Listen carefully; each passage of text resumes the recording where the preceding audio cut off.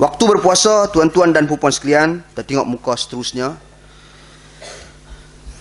Dia ada banyak hadis sebenarnya dalam isu waktu berpuasa ni. Antaranya hadis Sahl bin Sa'ad, ada hadis Adi bin Hatim dan sebagainya. Daripada hadis ini dia kata, "Lamma nazalat hadhihi al-ayah hatta yatabayyana lakumul khaytul abyadu minal khaytil aswadi minal fajr." Al-Baqarah ayat 187. Bila turunnya ayat ini, ayat apa? Ayat hingga terang bagimu benang putih, yakni siang hari, dari benang hitam, yakni malam hari. Ayat ni asalnya turun dekat tu je. Kemudian dia kata, fakana ar-rajul idza arada as-saum, dan ada seorang lelaki ni jika dia nak puasa, rabata ahadukum fi rijlaihi al-khayt al-abyad wal khayt al-aswad. Dia ikat kat kaki dia ni benang putih dengan benang hitam. Fala yazalu ya'kulu wa yashrabu hatta yatabayyana lahu ru'yatahuma. Dia makan minum sampai apa? Sampai dia hingga dia dapat melihat kedua benang tersebut. Bila dia tengok baru dia berhenti. Boleh nampak tak? Duk ajar makan lah nak tengok. Memang duk nampak. Jadi dia dah salah faham. Ikat benang putih dengan ikat benang hitam di kaki dia. Kemudian baru fa'anzalallahu ba'da dzalik, baru Allah Subhanahu wa taala turunkan minal fajr. Yang dimaksudkan benang putih benang hitam ni adalah fajar. Maknanya tuan-tuan dan puan sekalian, benang putih ni masuk waktu mula berpuasa, subuh. Benang hitam ni masuk waktu berbuka puasa, maknanya tenggelam matahari. Sebab tu perkara yang seterusnya dibahaskan dalam topik ni tentang fajar. Fajar. Al-fajru fajran. Fajar tu ada dua jenis fajar. Okey. Yang pertama kata Nabi SAW, tapi lah ni tak ada siapa nak teropong tengok fajar dah. Dia tunggu jam je azan. Tuan-tuan dan puan sekalian. Namun di zaman Nabi SAW dilihat kepada fajar. Fajar ada dua, kata Nabi SAW, al-fajru fajran fa ammal awwal فإنه لا يحرم الطعام ولا يحل الصلاة وأما الثاني فإنه يحرم الطعام ويحل الصلاة. Maksudnya fajar itu ada dua. Yang pertama, fajar yang mana dia tidak mengharamkan ta'am. Ta'am ni makan.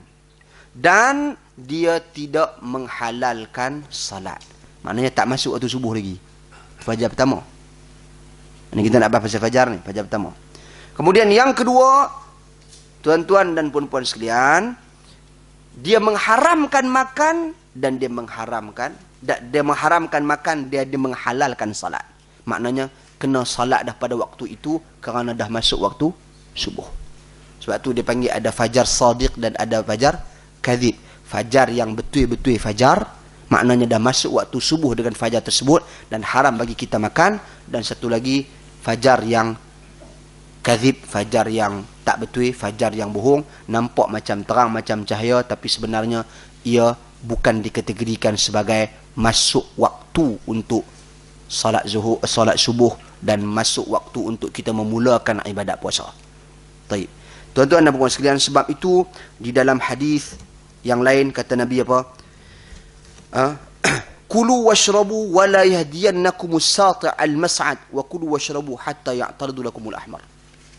Okey, sebelum saya nak baca terang hadis ni, kita cerita kat bawah ni. Kalau tengok kat bawah ni dan nota kaki dia, dinamakan fajar kadhib itu, kenapa? Huwal bayadud daw al-mustatil as-sati' as-sati' al-mas'ad. Kadhana bis-sirhan, ay dhib. Ia adalah warna putih yang panjang memancar serta menjulang tinggi seperti ekor serigala. Dhanab as-sirhan. Dhanab ni ekor, as-sirhan ni serigala. Macam ekor serigala, dia naik ke atas. Tuan-tuan dan puan sekalian, memancar, menjulang tinggi.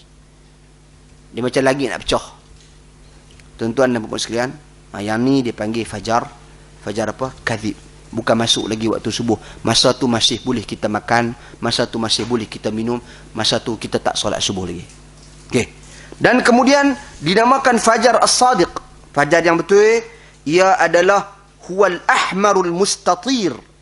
Ay yantashiru bayadul ufuqi mu'taridan Wa hadha huwa alladhi tata'allaqu bi ahkami as-siyam was-salah. Ia adalah warna kemerah-merahan yang bertebaran, yaitu yang tersebar cahayanya di ufuk, dan inilah fajar yang terkait dengan hukum hakam puasa dan juga salat. Tuan-tuan dan puan-puan sekalian, maka kita faham fajar ada dua. Kalau nak try boleh tengoklah besok pagi subuh, try kita tengok apa yang disebut oleh Nabi sallallahu alaihi wasallam. Dan kemudian tuan-tuan dan puan-puan sekalian, buka muka surat seterusnya. Nabi sallallahu alaihi wasallam bersabda dalam hadis, kata Nabi, innal fajra laysa alladhi yaqulu hakadha wa jama'a asabi'ahu thumma nakasaha ila al-ard walakinna alladhi yaqul hakadha wa wada'a al-misbah 'ala al-misbahah wa madda yadayhi. Maknanya, kata Nabi, sesungguhnya fajar itu bukan seperti yang dikatakan orang begitu dan begini. Baginda kemudian kumpul jari jemari, membalikkannya ke arah bumi, dan baginda bersabda, akan tetapi fajar itu adalah apa yang seperti dikatakan ini. Baginda letak jari telunjuk di atas jari telunjuk yang lain, lalu membentangkan kedua tangannya. Nabi letak macam ni. Maknanya fajar ni satu dia ada dua, lepas mai satu dia akan mai yang lagi satu. Jadi dia bukan satu sahaja fajar, dia ada dua. Okey, baik. Tuan-tuan dan puan sekalian, tak apa, sekarang ni kita dah ada kemudahan, kita dah ada jam, kita dah ada waktu salat dan sebagainya, maka tidak menjadi masalah. Kita dah ada kemudahan tersebut. Cuma ini perkongsian wahyu daripada Nabi sallallahu alaihi wasallam menceritakan tentang bagaimana suatu ketika dahulu penentuan waktu subuh, penentuan waktu untuk memulakan salat. Dia terbabit, dia terkait dengan hukum hakam salat dan puasa. Kemudian yang keempat, thumma yatimmu siyama ila al-lail, sempurnakan puasa sehingga malam. Kata Nabi di dalam hadis, idza aqbala al-lail min hahuna wa adbara an-nahar min hahuna wa gharabat asy-syams faqad aftara as-shaim. Hadis Bukhari dan Muslim. Sekiranya malam datang dari sini dan siang menghilang dari sini dan terbenam matahari, maka berbukalah orang berpuasa. Tuan-tuan dan puan sekalian, penjelasan ini penting ni ya. Wa hadha amrun yatahaqqaqu ba'da ghurubi qars asy-syam mubashara wa in kana daw'uha zahira. Kadang-kadang kita heran tak? Pasal apa masuk waktu buka puasa matahari duk nampak lagi cahaya? Tuan-tuan dan puan sekalian, keadaan ini berlaku sebaik sahaja tenggelamnya bulatan matahari walaupun cahaya masih kelihatan. Bulatan tu, matahari itu tenggelam. Maksud ghabati syams ni, tuan-tuan, Nabi sallallahu alaihi wasallam ni, Nabi ya. Faqad kana min hadihi sallallahu alaihi wasallam, antara petunjuk Nabi apabila idza kana shaiman, bila Nabi sallallahu alaihi wasallam berpuasa, amara rajulan, Nabi suruh seorang lelaki ni aufa ala syai, picek matahari.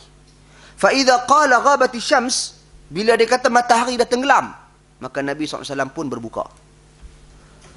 Apa maksud matahari tenggelam ni? Matahari tenggelam bukan hilang cahaya. Itu jangan kita faham. Ni kita beza kita dengan Syiah. Syiah dia faham hilang cahaya. Dalam hadis ghabati syams, hilangnya matahari, bukan hilang cahaya matahari. Lepas tu kadang-kadang kata, siapa ni kau usah? Yalah, qars, dia punya qars ni bulatan matahari tu. Hilang yang tu. Walaupun ada cahaya lagi di ufuk timur, ufuk barat sikit, yang tu tak ada masalah. Yang penting cahaya tu ataupun bulatan matahari itu dah hilang. Tuan-tuan dan puan sekalian, ghabati syams berbeza dengan pengamalan ataupun kepercayaan golongan-golongan Syiah. Dia sampai gelap, sampai nampak bulan, sampai nampak bintang-bintang baru buka puasa. Tapi Syiah Malaysia ni dia ikut time gitu ya. Maruk bukan, dia bukan ikut saya kira persamaan kacau pula. Tuan-tuan dan puan sekalian, tapi wallahu alam, itu kita nukilkan daripada tulisan-tulisan kitab-kitab dan pendirian agama mereka. Soal di Malaysia ni dia beramai ke tidak, wallahu alam, mungkin dia buat, mungkin dia tak buat. Ada yang mungkin ada yang dia ortodoks sikit, dia mungkin buatlah. Tapi dia kena tengoklah kita makan. ha? Wallahu a'lam. Kemudian seterusnya tuan-tuan dan puan-puan sekalian, sahur. Yang kelima, sahur. Sahur, ini pasal sejarah sikit sahur ni, menarik juga cerita ni. Allah Subhanahu wa ta'ala berfirman, ya ayyuhalladzina amanu kutiba alaikumusiyam kama kutiba alal ladzina min qablikum la'allakum tattaqun. Wahai orang-orang yang beriman, telah difardukan ke atas kamu ibadat puasa sama seperti difardukan ke atas orang sebelum kamu, agar kamu semua bertakwa kepada Allah. Surah Al-Baqarah ayat 183. Okey. Dia kata di sini apa? Fakana al-waqt wal hukmu ala wifqi ma kataba ala ahli kitab, ma kutiba ala ahli kitab, alla ya'kulu wa la yashrabu wa la yankihu ba'da naum. Tuan-tuan dan puan sekalian. Ni dia lain sikit ni. Ai idza nama ahadukum lam yut'im hatta al-lailah al-qabilah wa kutiba dhalika 'ala al-muslimin falamma nusikh amara Rasulullah sallallahu bis-sahur ataupun suhur tafriqan baina shaumina wa baina shaumi ahli kitab. Sesungguhnya telah difardukan ke atas orang Islam ibadat puasa seperti mana difardukan ke atas ahli kitab dari sudut hukum dan juga dari sudut waktu. Itu asalnya. Okey. Ia tak dibenarkan makan, minum dan mendatangi isteri setelah bangun daripada tidur. Maksudnya apa? Jika seseorang itu tidur dan terjaga sebelum tibanya waktu subuh, dia tak dibenarkan makan, minum serta mendatangi isteri sampai besok malam, sampai buka puasa pula. Tuan-tuan dan puan sekalian, maknanya bila dia tidur, dia bangun, dia kena makan sebelum tidur. Sebab apa? Sebab bila dia tidur, dia bangun, dia dah tak boleh makan, dia tak boleh minum, walaupun tak masuk lagi waktu subuh. Itu asalnya. Jadi sama. Kemudian hukum ini telah dimansuhkan, telah dibatalkan, telah dinasahkan. Sebab tu dia beza antara puasa kita dengan puasa mereka. Puasa mereka tak ada makan sok. Tu kata Nabi di dalam hadis, al-faslu ma baina siyamina wa baina siyami ahli kitab akalatus sahri. Beza antara puasa kita orang Islam dengan puasa ahli kitab adalah makan sahur. Beza antara puasa kita dengan puasa ahli kitab. Hadis riwayat Muslim. Hadis yang sahih. Ialah tuan-tuan dan puan sekalian. Kemudian tu dia baca dah hadis tu bawah sekali. Was-sahur barakah. Pada makanan sahur tu ada keberkatan. Tuan-tuan dan puan sekalian, kita buka muka surat seterusnya, kata Nabi tentangnya. Hadis riwayat Bukhari dan Muslim. Tasahharu fa inna fi sahuri barakah. Bersahurlah, sesungguhnya pada makanan sahur itu ada keberkatan. Okey. Dan antara keberkatan yang paling besar ni tuan-tuan dan puan-puan sekalian, Allah dan para malaikat mendoakan orang-orang yang bersahur. Kata Nabi dalam hadis, as-sahur, dia dalam bahasa Arab ni dia ada dua, sahur dengan suhur. Tapi dah jadi bahasa Melayu ni sahur pakai sahur je lah. Tak payah bening-bening nak bertengkak bahasa. Hang sebut tak kena suhur, kau ni kata sahur. Dalam bahasa Arab ni dia beza sahur dengan suhur. Suhur perbuatan makan sok. Perbuatan kita tu. Suhur. Sahur bagi di atas sahur yang tu makanan untuk bersahur. Tu bahasa Arab lah. Dia bagi heja, tukar bagi dia lain terus makna dia. Tapi kita ni dah jadi Melayu sahur, pakai sok, makan sok, apa semua sok. Lagi kita lagi ringkas orang utara kan. Sok. Daripada sahur ni apa? Hang sok ke sek ke sok. Kita sok. Makan sok je cukup. Tuan-tuan dan puan sekalian, senang. Jadi Allah dan para malaikat mendoakan, kata Nabi, as-sahur akluhu barakah fala tad'u walau an yajru'a ahadukum jur'atan mimma fa innallaha wa malaikatahu yusalluna 'alal mutasahhirin. Hadis dari Ahmad. Maksudnya makanan sahur itu berkat, maka jangan sekali-kali kamu meninggalkan ia walaupun kamu meneguk seteguk air. Sesungguhnya Allah dan malaikatnya mendoakan mereka-mereka yang bersuhur. Allah Subhanahu wa taala doakan dan para malaikat mendoakan orang yang bersahur. Barakah. Jangan kita ambil ringan ni sahur, jangan kita ambil ringan. Ia satu amalan yang sangat mulia, beza antara puasa kita dengan puasa ahli kitab. Allah dan para malaikat mendoakan ia. Dan dalam hadis yang Nabi kata, ni'mas sahuril mu'min at-tamar, sebaik-baik makanan untuk sahur bagi orang yang beriman itu adalah kurma, tamar, kurma kering. Tuan-tuan dan puan sekalian, sebelum tu saya terlupa nak baca ni tambih dekat bawah ni. ha, nota kaki berkenaan dengan sahur. Tuan-tuan, dia satu hal yang penting juga. Ya, walaupun ada kekhilafan, perbezaan pendapat di kalangan ahli ilmu tentang isu waktu kita bersahur dan waktu kita berhenti makan sahur. Ha? Saya tak nafikan di kalangan ilmuwan-ilmuwan Islam yang popular juga, tuan-tuan mengatakan bahawasanya kita boleh bersahur sehingga iqamah, sehingga kita mendengar iqamah, maknanya seruan untuk kita nak laksanakan solat lah, maknanya bukan azan lah, iqamah, boleh bersahur sampai iqamah.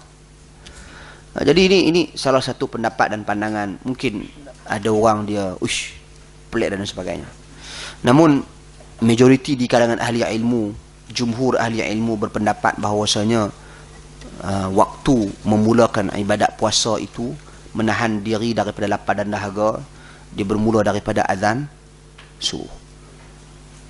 Jadi itu secara praktikalnya dipraktikkan. Tapi kalau kita pasal dia khilaf hadis tentang soal azanain, dua azan tu. Azan apa dua azan tu? Adakah azan pertama, azan kedua, ataupun azan pertama dan azan kedua dan iqamah? Itu dia punya kekhilafan dan topik perbincangan dia.